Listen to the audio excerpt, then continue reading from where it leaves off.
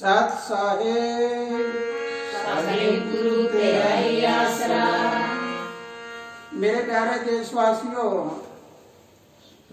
आज मैं थोड़ा सा आपको कोई विशेष बात बताना चाहूंगा।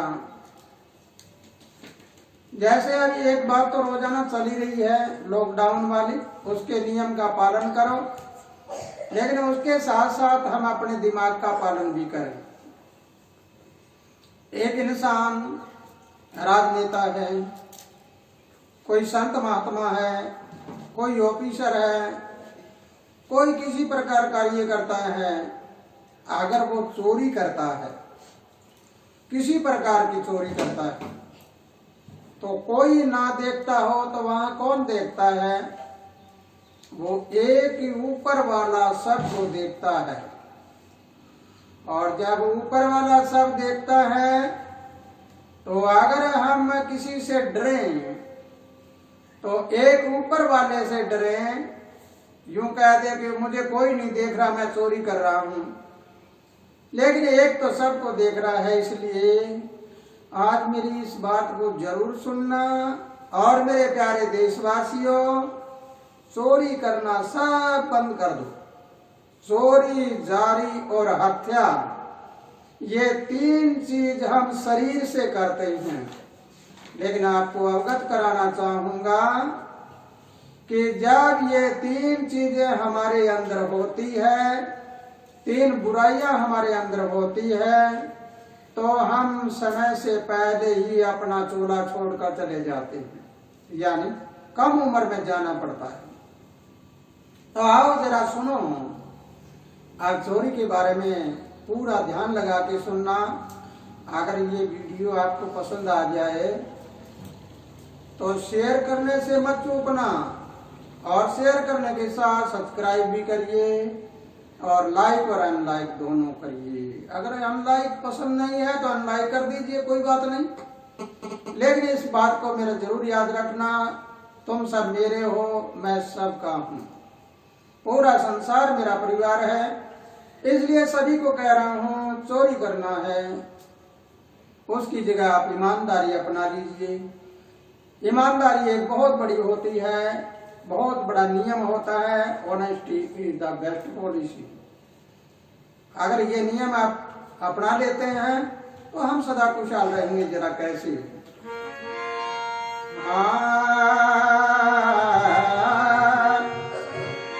तेरी चोरी, तेरी चोरी मालिक की निगाह में है,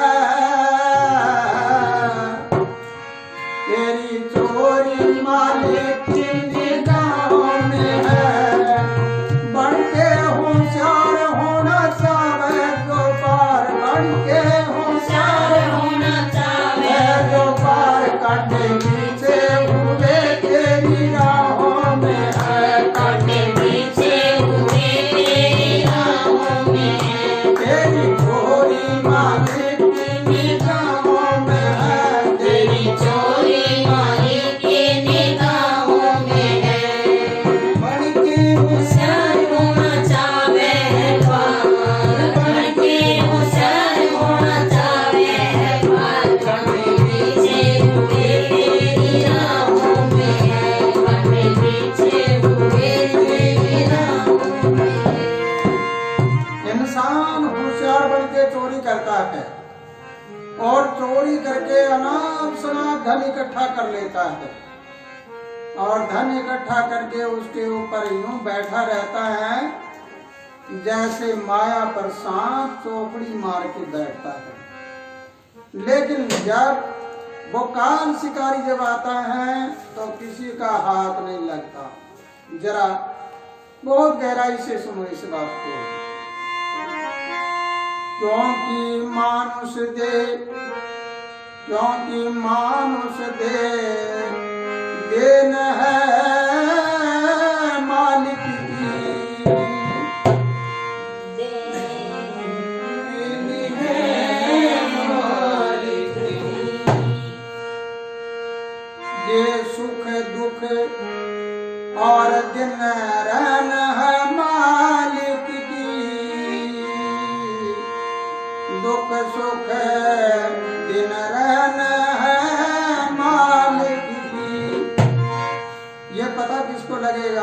पता तो उसको लगेगा, किसको?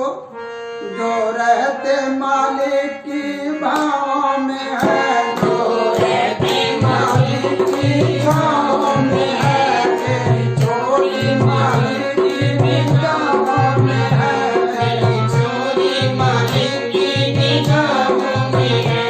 बन के होशियार होना चाहे है पार, बढ़ के होशियार होना चाहे है पार। कांटे पीछे हुए तेरी राहों में है, कांटे पीछे हुए तेरी राहों में है। तेरी चोरी मालिक की निगाहों में है, तेरी चोरी मालिक की निगाहों में है। अरे भोले बंदे, ये तो सोच ले आज तू चोरी करता है तो तू अपने आगे कांटे बखेर रहा है। कीकर के बीज है, बड़े चिकने होते हैं, हाथ पर लेकर देखता है बड़े अच्छे लगते हैं, और जब उन बीजों को उगा देते हैं इतनी लंबी लंबी सूढ़ें लगती है उस बबूल की। आम की गुठली बड़ी खुरदरी होती है, और जब आम को हम उगाते हैं वो बड़ा बन जाता है तो आने वाली पीढ़ियों तक फल देता है, और बबूल बो दिया, कीकर बो दिया तो आने वाली पीढ़ियों तक कांटे लगेंगे सबको। ये कांटे बोने और रास्ते में फूल बखेरने ये तुम्हारे अपने हाथ में है। अगर मेरी बात को समझते हो और जानते हो तो पूरे देशवासी नहीं बल्कि पूरे संसार को ही कह रहा हूं ये बात, कि अगर तुम ये बात समझते हो तो हमें खाना पीना कौन दे रहा है, ये हवा कौन दे रहा है, जल कौन बरसा रहा है, अन्न पैदा करने वाला कौन है? मैं नहीं हूँ, देने वाला वो कुदरत है, वो परमात्मा है। तो जरा कैसे देता है हमें? हाँ, तुझे खाना पीना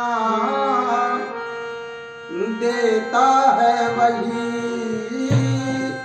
और याद सत पर चलने के लिए भी कहता है वही। आज सत पर चलने के लिए कहता है वही। तुझे खाना पीना देता है वही, तो आज सत पर चलने के लिए कहता है वही। आज सत पर चलने के लिए कहता है। लेकिन भोले बंदे याद रखना, होशियार बन के कितना धन कमाना चाहे वो नहीं कमाया जाए। होशियार बन के तू कितना बड़ा राजा बनना चाहे नहीं बन पाएगा। बनेगा कौन? जो मालिक रहते मालिक की चाहों में है, जो रहते मालिक की चाहों में है। मिलेगा किसको? मिलना तो वही है। क्या मिलना है? मिलना तो मालिक की चाहों में है, जो मिलना तो मालिक की चाहों में है। तेरी चोरी मालिक की निगाहों में है, तेरी चोरी मालिक की निगाहों में है।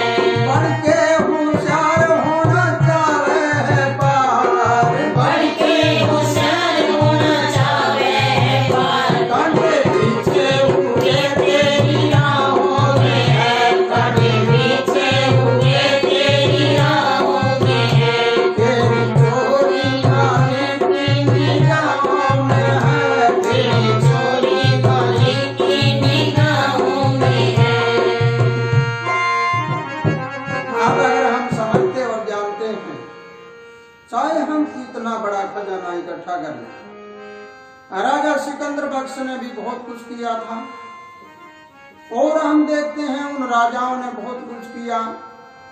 रावण ने बड़ा अहंकार किया, हिरण्याकश ने किया, कंस ने भी किया, और भस्मासुर ने तो बिल्कुल ही हद कर दी, शिव की भक्ति करके और उसी के सामने होकर उनको ही मारने की चेष्टा कर दी। अब अगर हम ये बात समझते और जानते हैं तो मालिक की रजा के बिना कुछ मिलना नहीं। तुम चाहो तो उस प्रकृति को, उस कुदरत को, उस परमात्मा को राजी करके रखो तो तुम्हें सब कुछ मिल सकता है। वो मालिक मिलता है, वो मालिक मिलता है अच्छे कर्म करने को। अच्छे कर्म करने से। जब अच्छे कर्म करते हैं तो मिलता है। काल देश का वो लेखा जोखा मिलेगा उस भरने को।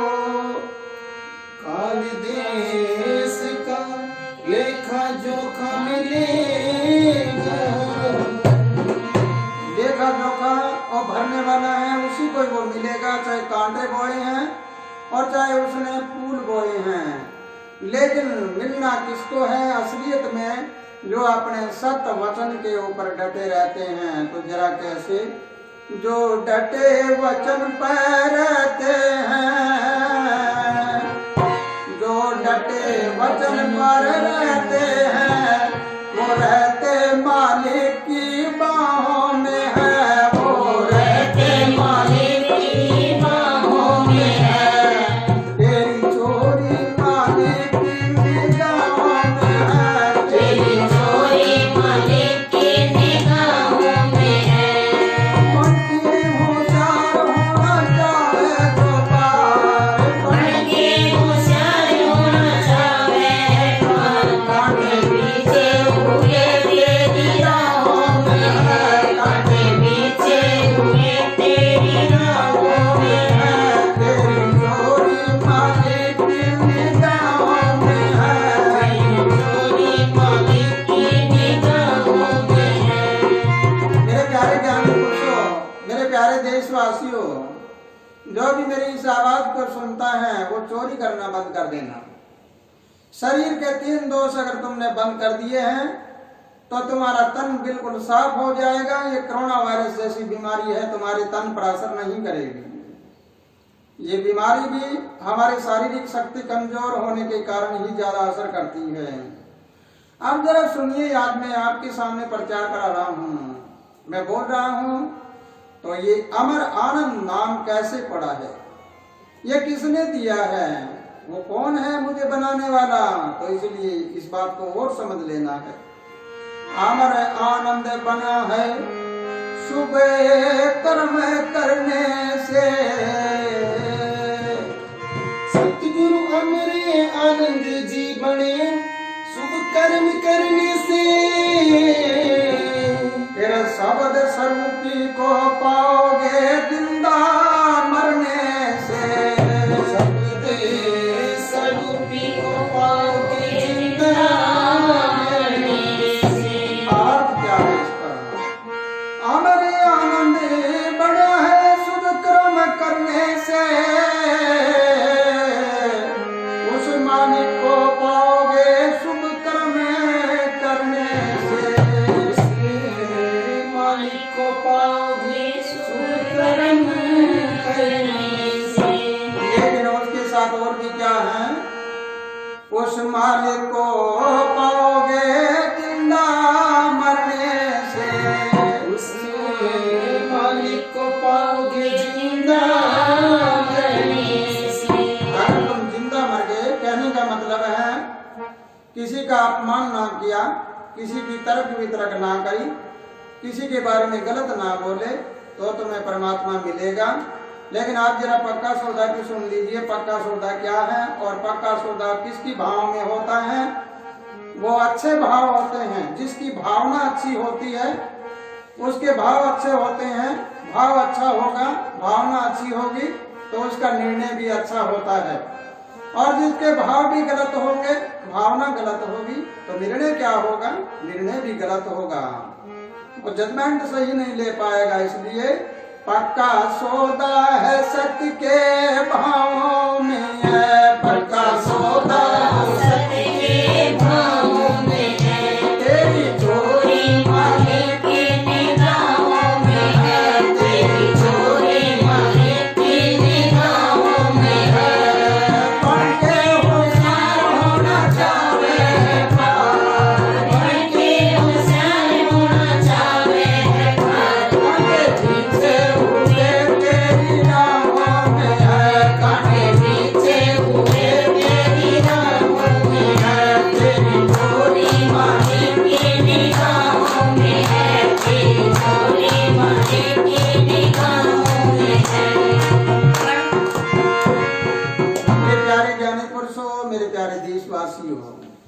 ये बात आपको समझ आ गई है तो मैं छोटे से लेके बड़े तक सबको कह रहा हूँ, किसी एक के ऊपर निशाना नहीं है।